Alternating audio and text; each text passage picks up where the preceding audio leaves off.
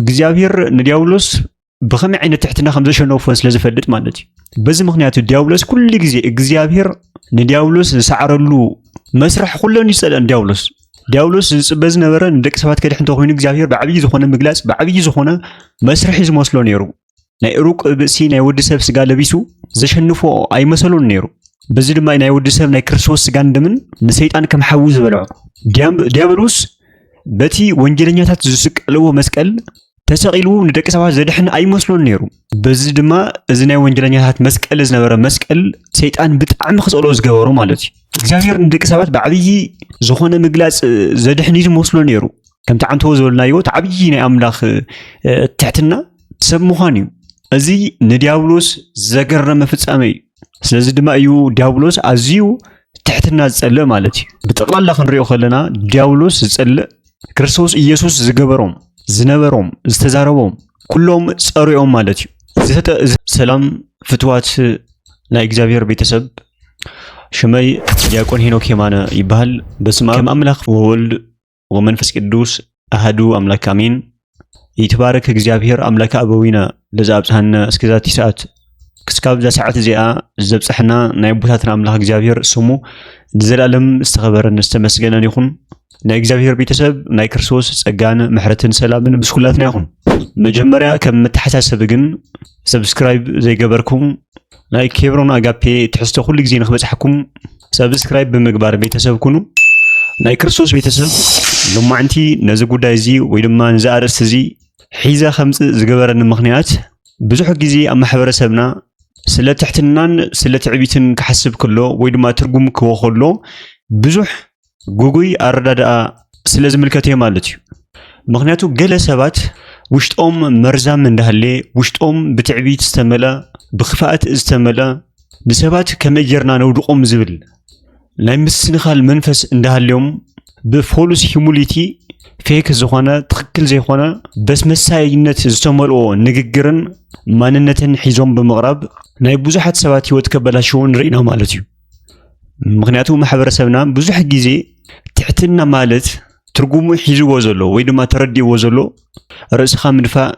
حساب كازي مجلس رأسخا مدرباي كوتاس بتحتي أخون كامركابيو تحت النازل ترجم هي حيزو وزلو مالتي زخونا جزي بحساب بسرح حساب كاب بمجلس رأسخا بمفتاو كون لعلي أب تخنلو تجمر كلها جن كعبة جميرو تعبيتني إزبل شمكوس أكا يجبر مالتي بسيكولوجي ملاك الرأخلون تعبيت كل جزي بعبي أزرار راح يكونن زجلس زي تعي عندها اللخون تحوت مسيل كام قرب أتينا مرزامن حدا جنان ناوشت قوي تعبيت كال إجاز يوم مالتي عندهم بتلملو أتوم أما حبرسب حسهم زجلسو رأسهم كنا عبيلهم زخدو ماننتهم بخبرن بنكابين زحزو سبات مبزحت جزي كابزم سوات زيوم زبزح برسنت خنرق خلنا من مجودات يقولوا من مالتي أتبوزح جزي جودات زفت أرجن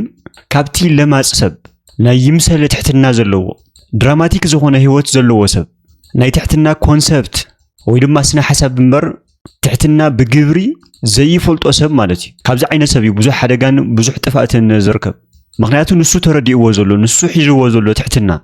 نايت محبرسب سايكولوجي نايت محبرسب تحساسبا بدن بيجيروس لزفولتو نزم محبرسب حيجو وزلو تحساسبا نزم محبرسب أمينو لزلو نايت تحتنا زبل سنا حسب بدراما خواسو سلازدلي بزح سب كتاللن بزح سب كشودن أما جرش هذا ما خقود أن يركب مالتي سلازي كورات ناي كرسوس بيتسب إذا كلتا تتعررتي قالاتن جبرتاتن ناي كلتا علم مجلساتهم ناي كلتا منفس مجلساتهم مالتون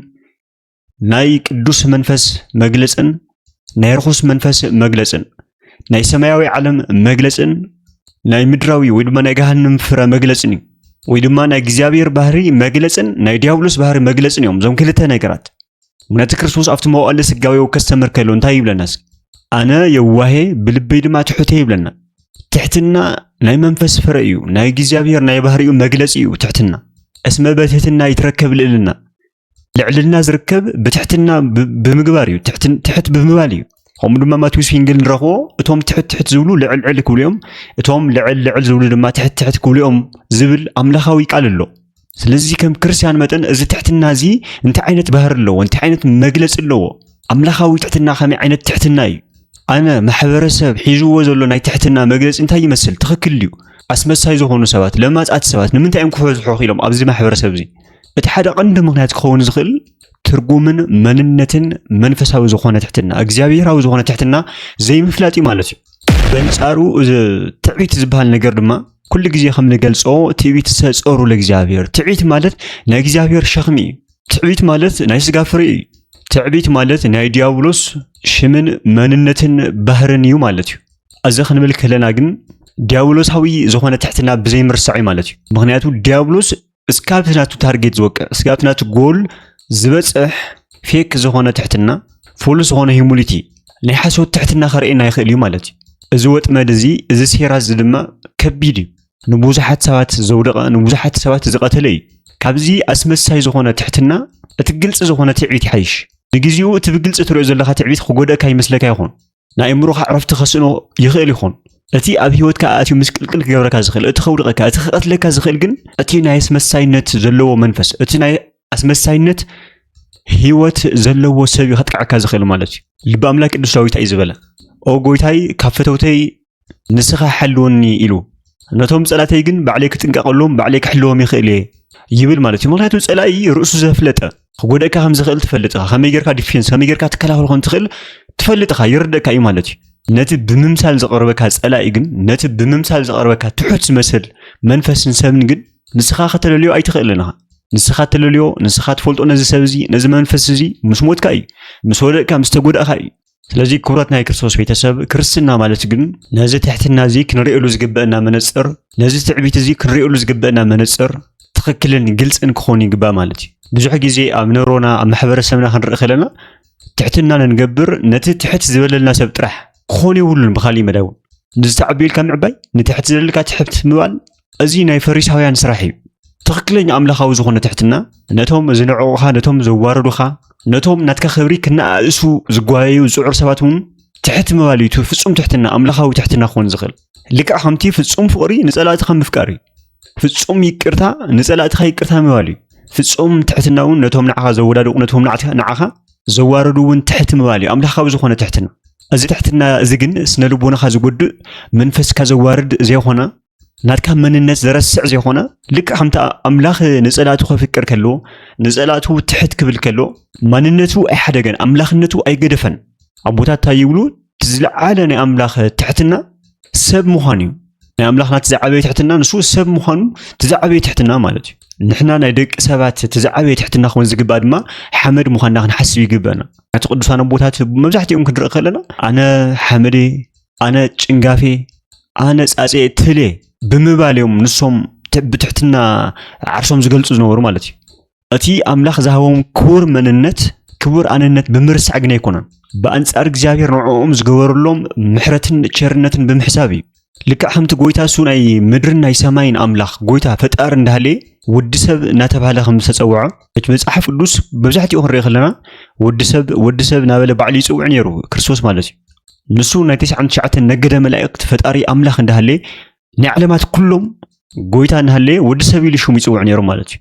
ነዚ ግን ኣምላኽነቱ ብምርሳዕ ጎይትነቱ ብምርሳዕ ኣይኮነን ንሕና እውን ትሕትና ክንገብር ከለና ትኽቡር ዝኾነ ተፈጥሮና ትኽቡር ዝኾነ መንነትና ብምርሳዕ ዘይኮነ እቲ ኣምላኽ ኣብ ህይወትና ዝገለጾ እቲ ኣምላኽ ኣብ ህይወትና ዝገበሮ ሰፊሕ ምሕረትን ቸርነትን ብምሕሳብ ብኣንጻር እቲ ዝወደቕናዮ ብኣንጻር እቲ ብሓጢኣት ዝተጨማለቕናዮ ብኣንጻር እቲ ባህልዮ ብሓሳብ ብምግባር ብዘረባ ዝወደቕናዮ ውድቀትና ትሕት ክንብል ዝግበአና ማለት እዩ ብኣንጻር እዚ ንሓስብ ተኾይና ናብቲ ኣጉል ዝኾነ ኮንፊደንስ ምስኣን ትክክለኛ ዘይኮነ ዓርሰ ጽላኣት ክንወርድ ዝገብር ዓይነት ትሕትና ኣይኮነን እዚ ትሕትና እዚ ትሕት እናበልና እንልዕለሉ እናተዋረድና እንኸብረሉ ዓብይ ዝኾነ ምስጢር እዩ ማለት እዩ እዚ ድማ ትዕቢት ዝበሃል ነገር ክንሓስብ ከለና እውን ንሰብ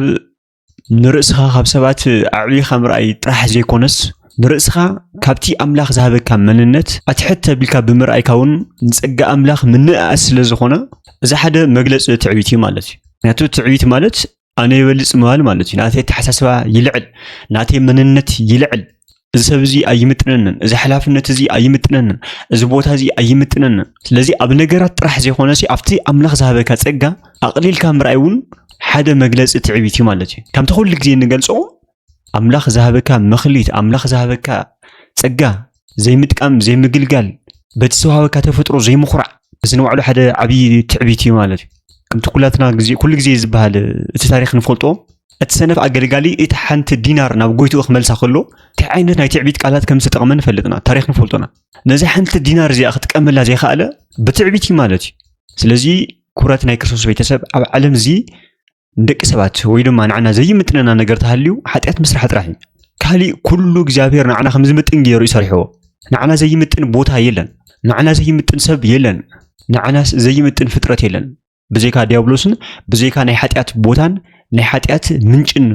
ዝኾኑ ነገራት ማለት እዩ ምክንያቱ ጎይታ መድሓኒት ኢየሱስ ክርስቶስ ኣብዚ ዓለም እዚ ክመላለስ ከሎ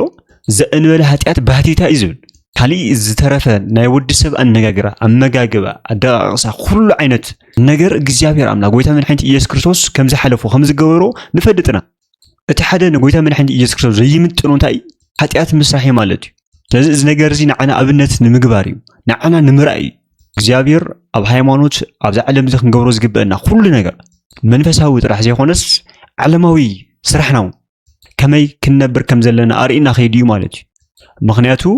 ብስራሕ ደረጃ ክንምርኢ ከለና እውን እንዘይትእዘዝ ለኣዝማዲሁ ካብ ንእሽተዩ ብተኣምረ ኢየሱስ ክንሪኦ ከለና ንድንግል ማርያም ከመይ ይለኣኻ ከም ዝነበረ ምስ ቆልዑ ከመይ ይጫወት ከም ዝነበረ ንዮሴፍ ከመይ ገይሩ ይእዘዞ ከም ዝነበረ ብቲ ወንጌል ክንርኢ ከለና እውን ወዲ ፀራቢ ወዲ ዮሴፍ ተባሂሉ ንኽፅዋዕ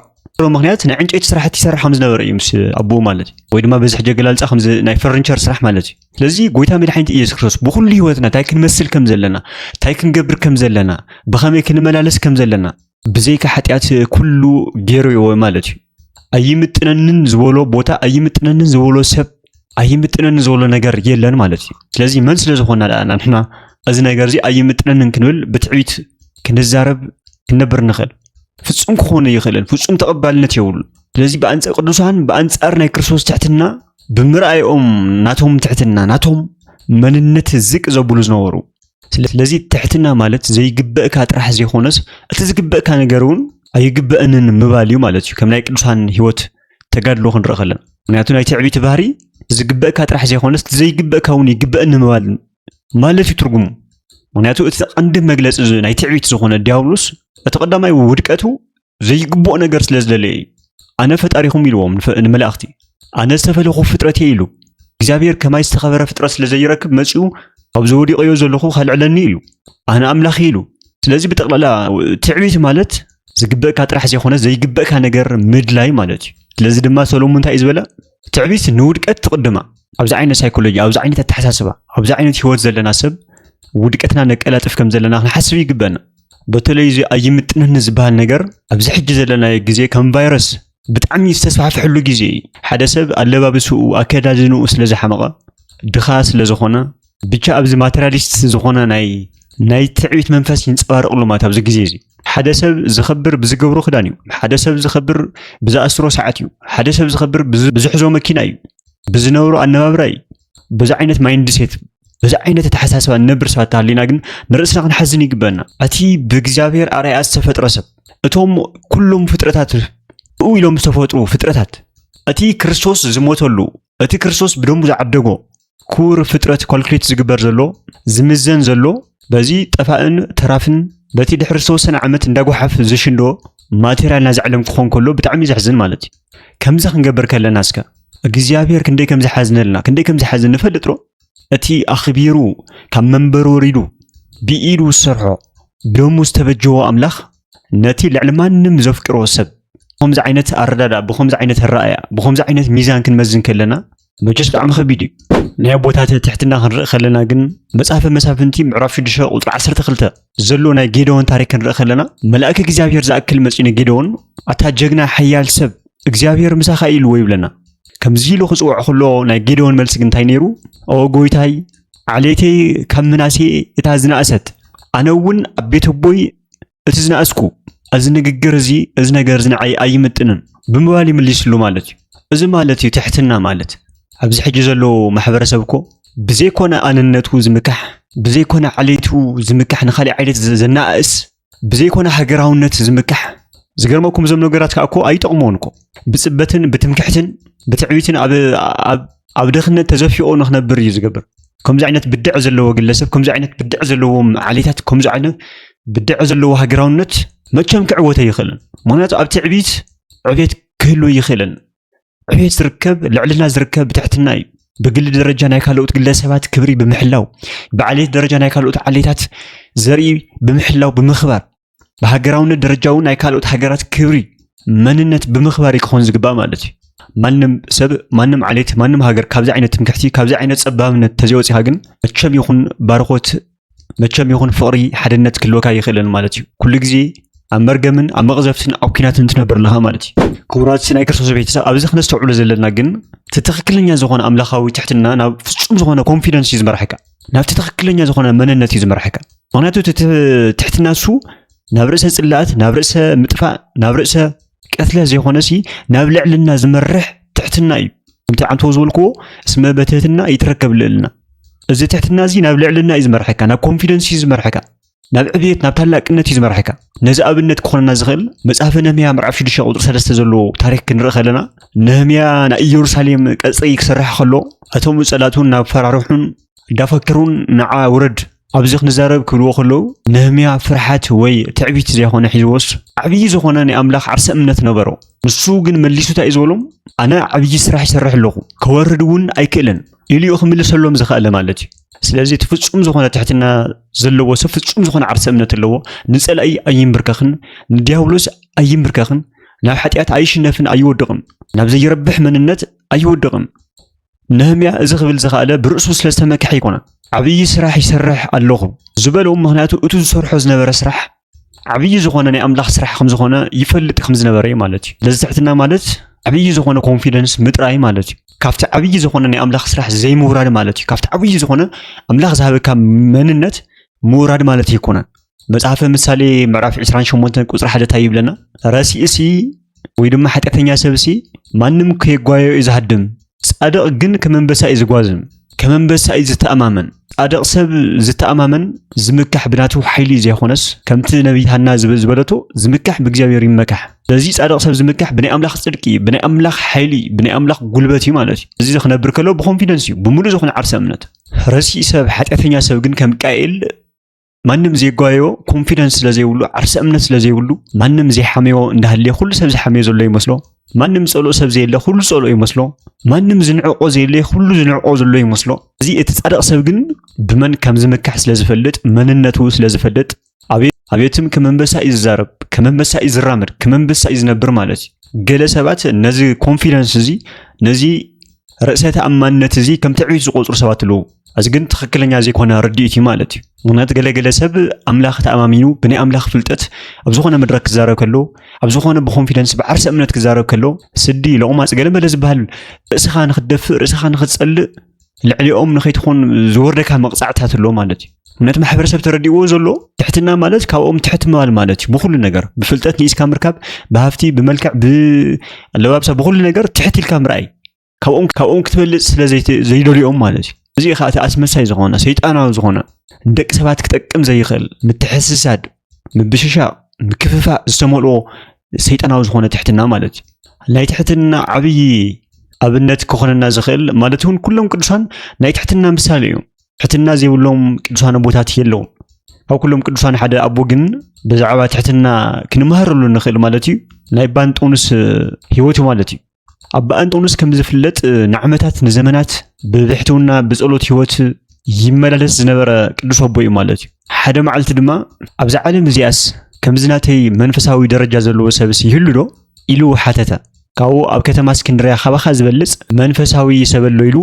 ናብ ሓደ ሰብ ይሰዶ ማለት እዩ ካብኡ ኣባ አንጦንስ ተገሪሙ ናብ ሰብ እዚ ከደ ይብለና ሰብ እዚ እንታይ ሊጥይቆ መዓልታዊ እንታይ ኢኻ ትገብር ኢሉ ጠይቆ ማለት እዩ ምክንያቱ ቅዱሳን ቅንኡ በእንተ ተዓቢ ጸጋ ከም ዝብለና ስለታ ተዓቢ ጸጋ ክንበጽሕ ነታ ጸጋሳ ንኽንውንን መንፈሳዊ ጥያቄ መንፈሳዊ ቅንዓት ማለት ከምዚ ዓይነት ቅንዓት እዩ እቲ ሰብኣይ ድማ እንታይ ኢሉ መሊስሉ ኣነ ፍሉይ ነገር ኣይገብርን መዓልታዊ ስራሕና ስራሕኩ ዝነብር ሰበ ኣብዛ ከተማ ዘለዉ ኩሎም ሰባት መንግስቲ ኣምላኽ ከኣትው እዮም ኣነ ጥራይ ብሓጢኣተይ ናብ ገሃነም ክወርድ እናበልኩ ብውሽጠይ ይጽሊ ኢሉ መሊስሉ ማለት እዩ እዚ ኣባ አንጦንስ ድማ እቲ ናይ ሓቂ ትሕትና ዓርሰ እምነት እንታይ ምዃኑ ተረድአ ይብለና ማለት እዩ እንግዲያውስ ሕሰብዎ ሰብ እዚ ዝነብር ኣብ ዓለም እዩ ኣባ አንጦንስ ዝነብር ነበረ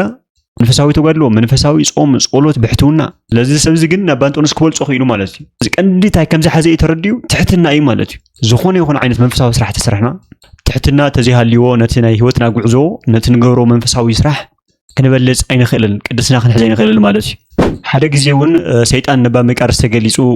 ካብቲ ንስኻ እትገብሮን ላዕሊ ኣነ ይጾሜ ኣነ ኣይድቅስን ከም ዝፍለጥ ሰይጣን ይድቅስን ሰይጣን ኣይብልዕን ግን ሓደ ነገር ኣሎ ንዕስዕረካ ዘይገብረኒ በሎ ማለት እዩ ኣባ መቃርስ መሊሱ እቲ ነገር እንታይ እዩ ክብሎ ከሎ ሰይጣን ድማ መሊሱ እቲ ዘለካ ትሕትና እዩ ኢልዎ ማለት እዩ ብትሕትናኻ ትስዕረኒ ኣለኻ ኢሉ ኣሚንሉ ማለት እዩ ምክንያቱ ትሕትና ዲያብሎስ ኣይኽእላን ትሕትና ከም ሓዊኣ ትወልዖ ምክንያቱ ዲያብሎስ ዝሓስብ ኩሉ ግዜ ላዕሊ ላዕሊ እዩ እግዚአብሔር ንዲያብሎስ ብኸመይ ዓይነት ትሕትና ከም ዘሸነፎ ስለ ዝፈልጥ ማለት እዩ በዚ ምክንያቱ ዲያብሎስ ኩሉ ግዜ እግዚአብሔር ንዲያብሎስ ዝሰዓረሉ መስርሕ ኩለን ይጸልአን ዲያብሎስ ዝጽበ ዝነበረ ንደቂ ሰባት ከድሕ እንተኾይኑ እግዚአብሔር ብዓብዪ ዝኾነ ምግላጽ ብዓብዪ ዝኾነ መስርሒ ዝመስሎ ነይሩ ናይ ሩቅ ብእሲ ናይ ወዲ ሰብ ስጋ ለቢሱ ዘሸንፎ ኣይመሰሎን ነይሩ በዚ ድማ ናይ ወዲ ሰብ ናይ ክርስቶስ ስጋን ደምን ንሰይጣን ከም ሓዊ ዝበልዖ ዲያብሎስ በቲ ወንጀለኛታት ዝስቀልዎ መስቀል ተሰቂሉ ንደቂ ሰባት ዘድሕን ኣይመስሎን ነይሩ በዚ ድማ እዚ ናይ ወንጀለኛታት መስቀል ዝነበረ መስቀል ሰይጣን ብጣዕሚ ክጸልኦ ዝገበሮ ማለት እዩ እግዚአብሔር ንደቂ ሰባት ብዓብዪ ዝኾነ ምግላጽ ዘድሕን ዝመስሎ ነይሩ ከምቲ ዓንተዎ ዝበልናዮ ዓብዪ ናይ ኣምላኽ ትሕትና ሰብ ምዃን እዩ እዚ ንዲያብሎስ ዘገረመ ፍጻመ እዩ ስለዚ ድማ እዩ ዲያብሎስ ኣዝዩ ትሕትና ዝጸልእ ማለት እዩ ብጠቕላላ ክንሪኦ ከለና ዲያብሎስ ዝጸልእ ክርስቶስ ኢየሱስ ዝገበሮም ዝነበሮም ዝተዛረቦም ኩሎም ጸሪኦም ማለት እዩ ዝተጠቐመሎም ከይተረፉ ማለት እዩ ቀዳማይ ጴጥሮስ ምዕራፍ 5 ቁጥሪ 6 እንታይ ይብል ስለዚ ኣምላኽ ብግዚኡ ምእንቲ ኸልዕለኩም ኣብ ትሕቲ እቲ ሓያል ኢድ ኣምላኽ ርእስኹም ኣትሕቱ ይብለና ማለት እዩ ሎሚ ብትዕቢት ተወናቢድና ተደናጊርና ካብ ኣምላኽ ከይንርሐቕ ወይ ድማ ብሕሱር ዝኾነ ትኽክል ብዘይኾነ ፍርሓትን ርእሰ ምጽላእን ተኣሳሲርና ናይ ኣምላኽ ጸጋ ካብ ህይወትና ከይተርፍ ከነስተውዕል ይግበና ብዓርሰ እምነትን ብትሕትናን ክንመላለስ ይግበና ኣዚ ናይ ሎማዓንቲ ትሕዝቶ ንሰባት ክጠቅም ኢልና ተሓሲብና ናብ ኩሉ ንኽባጻሕ ላይክ ሼር ንግበሮ ሰብስክራይብ ብምግባር ናይ ኬብሮን ኣጋፔ ዩቲዩብ ቻናል ቤተሰብ ኩኑ ስለዚ ብጠቕላላ ናይ ቤተክርስቲያን ጉዳይ ናይ ህይወትና ጉዳይ ጥያቄ እንተሃሊና ወይ ድማ ናቲ ህይወት ንደቂ ሰባት ትምህርቲ ክኾን ይኽእል እዩ ዘበልናዮ ሓሳብ ወይ ድማ ትሕዝቶ ተሃሊና ኣብ ታሕቲ ኣብ ኮመንት ምጽሓፍ ይካእል እዩ ብውሽጢ ምንጋርም ምቕባል ንኽእልና ማለት እዩ ዘምሃረና ዝመኸረና ናይ ቦታት ኣምላኽ እግዚአብሔር ስሙ ንዘላለም ዓለም ዝተኸበረን ዝተመስገነን ይኹን ናይ ጎይታና መድኃኒትና ኢየሱስ ክርስቶስ ጸጋን ምሕረትን ሰላምን ምስ ኩላትና ይኹን ሰላም